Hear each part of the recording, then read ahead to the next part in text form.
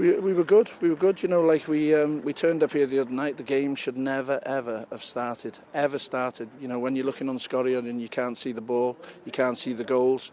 You cannot play football in that. So like someone apparently scored from the halfway line, which we didn't see. And Joel couldn't see the ball once it's in the fog, and you know it was really difficult for us to do that. And you know, maybe, like I said in my previous interview, maybe it was harsh on Connah, but that game should never ever have started. And it was fair conditions tonight for everyone, and we've come and done a really good job.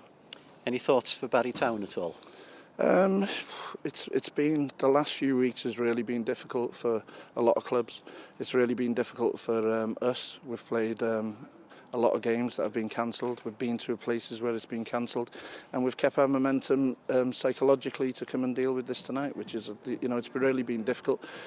Playing in the fog the other night, then the lads don't know when the game's getting rearranged and stuff like that. So it's you know, there's full credit to my players that they've come and professionally done the job away at home to get us in the top six.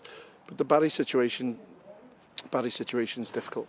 It is difficult, but you know, everyone's played the same amount of games, and you get your just rewards at the end of 22 because everyone's played, everyone home and away, apart from we didn't play one team at home.